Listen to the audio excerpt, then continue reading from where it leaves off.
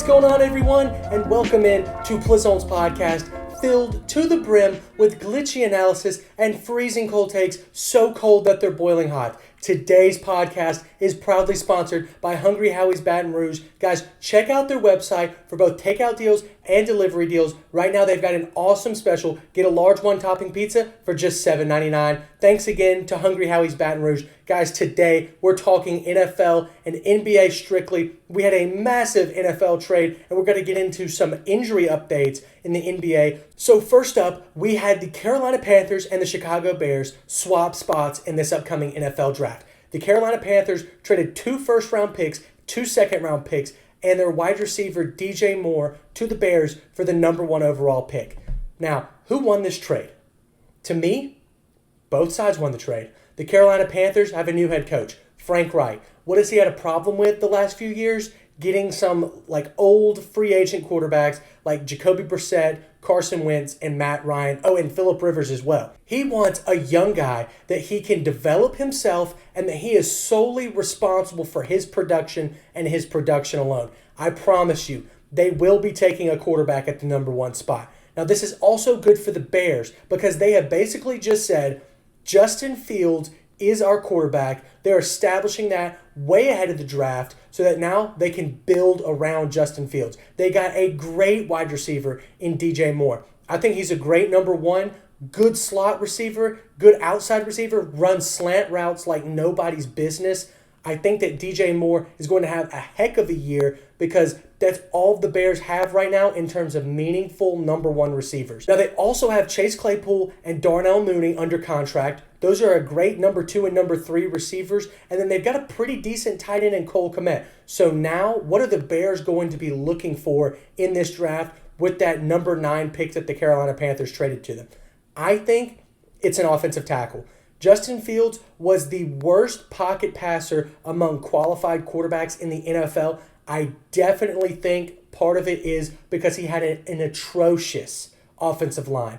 You boost that up by getting somebody like a Paris Johnson from Ohio State in the draft, you could be looking pretty solid next year, especially in a division that is probably going to lose Aaron Rodgers, that probably is going to have a diminished Minnesota Vikings. Now, the Lions will be a little bit more competitive, but let's keep in mind, they are the Detroit Lions. Like I said, I like this trade for both sides here. I think the Panthers are going to get their guy at number 1. Now, who do I think that's going to be? If you look at Frank Reich's history of quarterbacks that he's coached, he has coached a lot of big, huge guys. Now, the number 1 overall pick, do you want to draft somebody that's a project? Because there's going to be a lot of pressure to go ahead and start him immediately. You saw, think about 3 or 4 years ago, that Baker Mayfield was the number 1 overall pick. There was a ton of pressure to go ahead and start him over Tyrod Taylor. And the Browns did not. And guess what? They lost their GM and their head coach over that issue.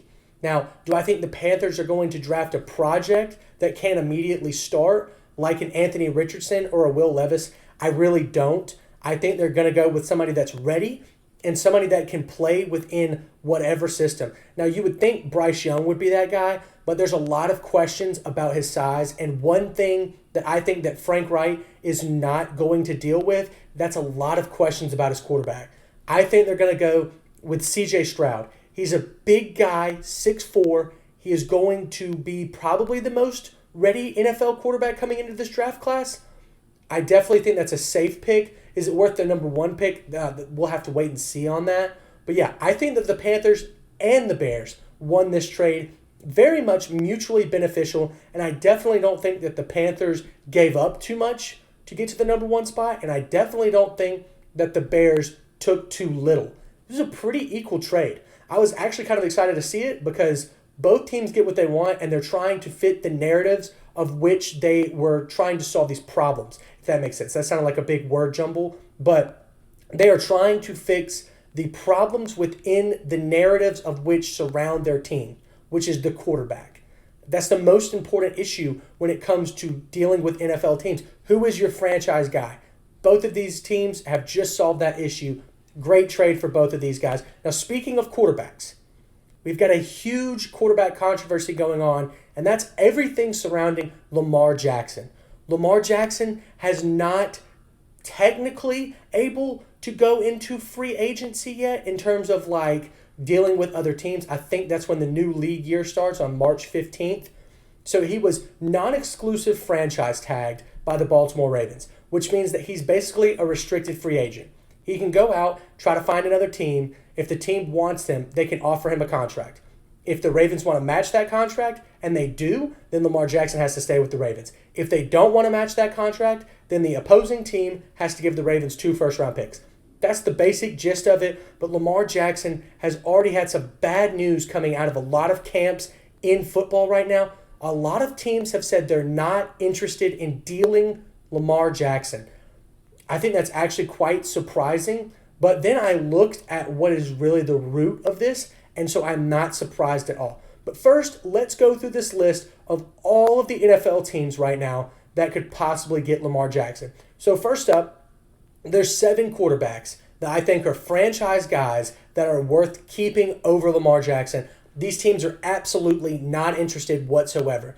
That's Patrick Mahomes, Justin Herbert, Josh Allen, Trevor Lawrence, Jalen Hurts, and Joe Burrow. So that's 7 teams right there that are not interested in getting a quarterback like Lamar Jackson. They've got their franchise guy. Now, the next teams are kind of locked up in big quarterback contracts. So, trying to grab Lamar Jackson and pay him all this guaranteed money, that's not going to work for them either. So these teams are the Browns, Broncos, Titans, Cowboys, Giants, Vikings, Saints, Rams, Seahawks, Cardinals, and the Lions. Now, here are the teams that have a high draft pick or a young quarterback. They're also not interested in grabbing Lamar Jackson. That's the Colts, Texans, Packers, Panthers, and the Bears. I don't think that those teams are interested in going for Lamar Jackson. They either have a young QB or they've got like a high overall pick and they obviously need a quarterback. So now here are the 8 teams that should probably go for Lamar Jackson because they don't have that answer at quarterback. That's the Raiders, Commanders, Steelers, Patriots, Dolphins, Jets, Falcons, Buccaneers, and 49ers. It's actually 9 teams. 9 teams should go for Lamar Jackson. But we've already seen teams like the Falcons and the Commanders say that they're not interested in going for Lamar Jackson. Now, why is that? To me, it is one issue and one issue only, and that is money. And it's not the size of the contract. It's the guaranteed dollars. So look, here's what I've got on this so far as the money goes. There are 2 main reasons why they do not want to give Lamar Jackson a Deshaun Watson type deal, which was a 5-year, $230 million fully guaranteed contract. Number 1, that guaranteed money goes directly against the cap. There's not a lot of restructuring that you can do out of it, and it kind of locks teams up. If you're getting paid $40, $50 million a year, that's a quarter of the cap. That's an insane amount of money. Number 2, the NFL has what's called an escrow rule. Now, what is an escrow rule? So for the guaranteed dollars that these NFL contracts go into, as far as like for players, you have to put that money in escrow. So escrow, for those of you who do not know, is where you take the cash that you have for something and you put it into a holding account, I think with a third party, not a financial expert. That's just like my basic understanding of that. So for Deshaun Watson, his $230 million went into an escrow account. Yes, these NFL owners are billionaires, but do they have the liquidated cash to put aside $230 million, $300 million in guaranteed money for quarterbacks?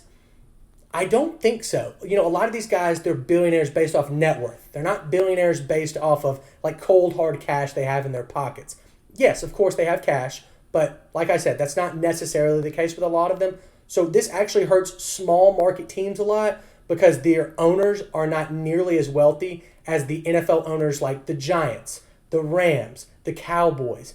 You're talking about teams like the Jaguars and the Chiefs. They're in like not massive cities. They're in medium-sized cities, and they're not worth nearly as much as these other NFL owners. I don't think that they can afford to put all that money in escrow. So this is going to my main point. Is it collusion, what is going on right now with these NFL teams saying we're not going to deal with Lamar Jackson? No. But is it of the common interest of all of these owners to not offer these guaranteed dollars so that the Deshaun Watson contract does not become the precedent. It is the exception. Yes. Do I think that's fair? Absolutely not. I think Lamar Jackson deserves $250 million guaranteed. I think the cap needs to be raised, etc., etc. All I'm trying to say is that it's not going to happen because it's not beneficial to the owners. If you had to set aside $250 million in cash for every single quarterback, you would have a major problem in the league, and you would have owners push back a lot harder on paying other players. So to me, this is just a very unfortunate situation that Lamar Jackson got himself into. It's a very unfortunate situation that he now has to get out of. Okay. And another bad part about this situation is that he doesn't have an agent. He's doing this on his own. And I'm not questioning his intelligence. I'm not questioning his financial literacy. But I don't know if he completely understood the escrow rules that NFL teams are not going to give him that money, etc., etc. But I do think now that he is going to try to go to another team because he is so insulted by what the Baltimore Ravens have done. It's not that they're dragging him through the mud, but it is very, very close to that. It's insulting that he has now gone out as this prideful man saying, I am worth this money and I think I should get paid this money. And now everybody's saying, no, you're not, and we're not going to pay you that. It's sad for Lamar Jackson to be in that situation.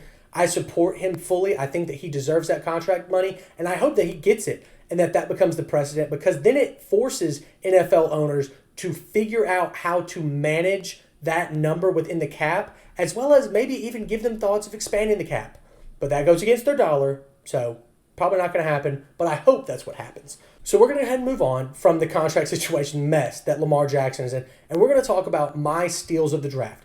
Now, outside of these 4 quarterbacks that are going to be taken in the top 10, it's not a very talented draft in terms of in comparisons to drafts like the 2017 draft, where you have probably 15 Hall of Famers in there. But look, this draft has got some steals. I'm telling you, there are some diamonds in the rough. I'm going to give you 3 right now. Number 1, Derek Hall, an edge rusher out of Auburn. Now, look, this guy's got an insanely high motor. His intangibles are off the chart. He's a great leader. He sheds blocks like nobody's business. I think he's got a lot of raw skills that need to be coached by somebody professional. You saw a lot of development when he was playing back in 2017, 2018. I think that he's got potential to be really, really good. I'm sorry, he played in 2019, excuse me. But outside of that, he had a lot of development in his freshman and sophomore year. I think the next step for that is to get into a pro organization, have some pro coaches or veteran players that can teach him how to really rush the passer when it comes to engaging with these elite offensive tackles. Derek Hall, to me, has the work ethic to do just exactly that. I'm a big, big fan of what Derek Hall can be. But second on my list is Tyjae Spears, the running back out of Tulane. This guy's extremely undersized, 5'10", barely 200 pounds, but he had 6.8 yards per carry, not in a season, not in a game, in his career. His career had 6.8 yards per carry. Absolutely insane number when you look at it, but if you go watch the film, look, he's small, yes, but he's extremely agile. He reminds me a lot of a Tariq Cohen or Daniel Thompson. I'll just say that. I'm not going to say he's the next LT, but we'll have to wait and see.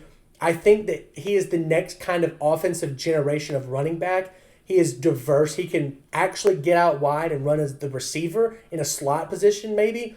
He's not a great pass blocker, but he's a really good third down back in terms of you've got a dynamic back that can either run outside the tackles, take a screen, do a wheel route, etc., etc. Tyjae Spears is that guy.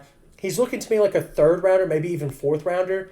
I'm a big, big fan of him, though. I think that he is going to be probably a top 3 back in this draft. Last but not least, this guy is not being talked about at all, but he blew me off the face of this planet at the Combine. Not a huge fan of the Combine, and I don't think it indicates how well you're going to do, but he had an amazing Combine, so then I went and watched his film.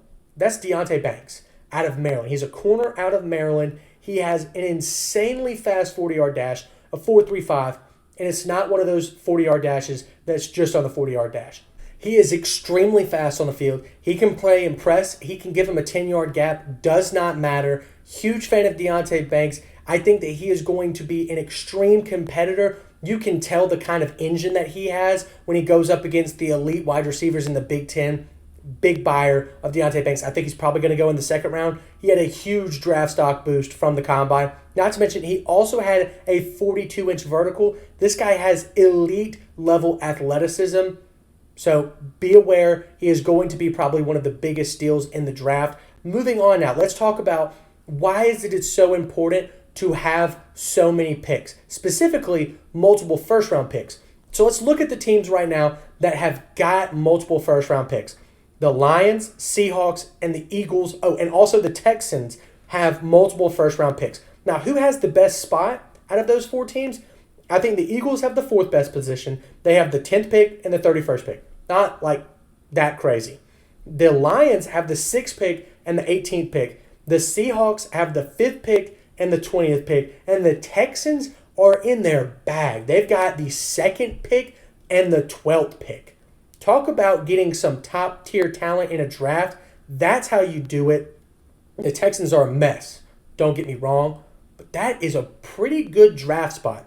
Now, why is it important? Look, if you're looking at what these teams need, 3 of them don't need a quarterback. 1 of them is going to get their quarterback at the number 2 spot. That's the Texans. But they need players. Now, look, the Lions need some defensive help severely. Their offense is looking pretty elite, but their defense last year, I think, was either worst in the league or second worst in the league. The Eagles have 11 free agents on the defensive side of the ball, and that's like talking starters and role players, so they need some defense as well. The Texans, like I said, are going to get their quarterback at number 2, but they also need some help on the offensive line, the defensive line, their secondary, their linebackers. They need help all around. So that 12th pick is going to be extremely important. And last but not least, the Seahawks have got their quarterback, Geno Smith, for a year, maybe 2 years. I could see them drafting a quarterback at 5, like a project quarterback, like Richardson or Levis, and then getting some more help on the defensive end of the ball with the 20th pick. But like I said, you can get so much value out of 2 picks. For example, look, you've got the Jags last year who got Trayvon Walker and Devin Lloyd, 2 massive contributors to the playoff push last year. You had the Jets, the offensive rookie of the year and the defensive rookie of the year, both in the first round. Then you had the Chiefs who had Trent McDuffie and George Karlaftis in the first round. Those were just 2 of the many draft picks that the Chiefs had on last year. I think they had 10 rookies contribute in a major way to their Super Bowl run. Absolutely insane. Draft picks are insanely important when it comes to building a championship roster. They're cheap and they're valuable. They're valuable because they're cheap and because they play well above the means of their contract. I think that having multiple first-round picks is extremely key. I would advise any team to trade depreciating assets for first-round picks because you have those guys for 4 years for cheap, if not even for 5, because you've got the 5th-year qualifier. A genius idea for almost any team is to grab as many first-round picks as possible, but guess what you got to do? You got to hit on the talent, and for that, you need a scouting department. And guess who you don't want? You don't want the Cleveland Browns quarterback scouting department drafting any position for you. What a disaster over the last 21 years. I don't think they've hit on a single quarterback. Baker Mayfield had a nice year. 1 year. That was it. He has now been traded. He's been traded once and released. So I think that the Browns, don't listen to them for quarterback advice. But if you can hit on your draft picks like the Seahawks did last year, they got Charles Cross, Tariq Woolen, Kenneth Walker. You can have a wonderful, wonderful draft, and that can take you from being 4-13, which what the Seahawks were predicted to be, to being a playoff team. Look, the Jets, if they had a competent quarterback, would have gone from 4-14 the year before to a playoff team. All they had to do was beat the Dolphins. And Zach Wilson didn't show up because he got benched twice. You gotta hit on your players. But now, let's go ahead and move in to our NBA topics. First up, Kevin Durant is going to miss the next 2 to 3 weeks with an ankle sprain. Now look, there are just a few things I want to say about this. One, this severely hurts the Suns' chances to not make the playoffs, not contend in the playoffs, but win a championship. Now, the second thing I wanted to say about this, I wanted to just throw out what I think that the Suns should do. Do not rush Kevin Durant back. No matter how bad it is, no matter if you lose in the first round or you even drop to the play-in and lose in the play-in, it is not worth going to try to pressure Kevin Durant back into playing. You saw what happened the last time that happened, the Warriors and the Raptors finals series. Kevin Durant comes back, tears his Achilles. Think about all of the assets that the Suns gave up to get Kevin Durant. Was it to win a championship just this year? No. It was to contend for a title for the next year, 2 years, or 3 years. Why would you want to risk Kevin Durant getting some kind of major injury trying to overcompensate for his ankle sprain? Now, that being said, I wanted to say this. I think I've said it probably 6, 7 times, but I wanted to reiterate this because it is one of the most important narratives to me in the NBA right now, and that's that the Western Conference is wide open. The Lakers are 1.5 games out of the 5th seed. The Oklahoma City Thunder are, I think, a game and a half or 2 games out of the 6th seed. They're 13 right now. Absolute pandemonium. Look, you can make a serious contender argument for 1 through 10. 1 through 10 this late in the year, I've never seen that happen. Now, what I think is the most important part of this narrative is that home court advantage is going to be extremely important. Go look at these Western Conference teams and their road records. Like the Warriors have the worst road record of a finals contending team that I think I've ever seen. They definitely have the worst record of a finals winning team defending their title. Absolute horrible road records in the West. Home court advantage is going to be so unbelievably important. So maybe I'm counting out the Nuggets too much, but they have the number 1 seed. That's going to play huge when you have to have maybe the Lakers come to town. Wouldn't you love to have the Lakers come to your home court to start a series rather than having to go to Los Angeles? So when you think about where these teams end up, the regular season is going to be so unbelievably important. I'm watching so many more games today or tomorrow and this year as a whole than I have in probably the last 6 years, maybe even combined. I love that the West is so wide open. The East is too. To me, there's 3 major teams that can contend, but usually there's only one team, like the LeBron Cavs or the Warriors, etc., etc. I love what the NBA has done in creating parity by balancing out these superstars and making sure that there's not that many super teams. And there's only one super team this year, the Phoenix Suns, and they have riddled injury concerns all over the place. Kevin Durant, even Devin Booker, and especially Chris Paul. There's just a lot of questions going on around that. So you have all these other teams that can contend, and that's what I appreciate. So moving on, we're going to be talking about the fact that Zion Williamson is going to miss probably the rest of the regular season and probably the postseason. Do I think that the Pelicans have a chance without Zion? Absolutely not. I don't know if you guys saw this, but Brandon Ingram just sprained his ankle. Not looking good for the Pelicans. Zion has just got to get healthy. To me, just go ahead and count the season off. This is another wasted year. It's not that I'm upset with the Pelicans or Zion or anything. It's just so disappointing. I think that the Pelicans could be a finals contending team if they had Zion healthy. Think about it. They would have Zion, CJ McCollum, and Brandon Ingram. 3 guys averaging 20-plus points a game. Zion being a dominant superstar. Then you've got all of their role players, all of their other meaningful starters. I'm not even talking about Herb Jones, who I think is a top 5 defender in the league. Jonas Valanciunas, who I think is a top 5 rebounder in the league. Jose Alvarado, who is one of the best on-ball defending guards in the NBA. One of the best stealers of the basketball when it comes to taking it off the dribble. Trey Murphy, who's a great three-point shooter, etc., etc. This Pelicans team was built for success. I just completely forgot. Josh Richardson. They traded for Josh Richardson, and he barely even sees the floor. So, I mean, you've got this team that is so stacked from top to bottom, and it's so disappointing because Zion is just not there, and he's not there because his body is not built to withstand the amount of athleticism that he brings about through his legs, through his knees, through his hamstrings. That's what he's dealing with right now, actually. He's dealing with a hamstring, It's because he's 284 pounds at, I think, 6'6".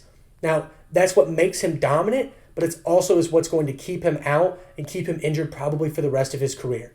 Now, that being said, let's talk about some unsung heroes of the NBA, specifically one that is getting praised now, rightfully so, Jared Vanderbilt. Since the Lakers have traded for Vanderbilt, they are first in defensive efficiency and they are 6-2. 6-2. Unheard of for the Lakers this year. Anthony Davis is playing out of his mind. But most importantly, Jared Vanderbilt is so important because he brings a guy who actually hangs his hat on the defensive end, something that the Lakers have not had this year or last year. And now they've got it. And I do think that this kind of makes the Lakers not a finals contending team, but a major playoff contending team. They're going to be a tough out, and that's for damn sure. Now, the reason I wanted to talk about this was because, Jared Vanderbilt is getting his credit now. Why? It's not because he's playing better defense than he was in Utah or better defense than he played in Minnesota. It's because he is playing defense on a team who gets a lot of media attention.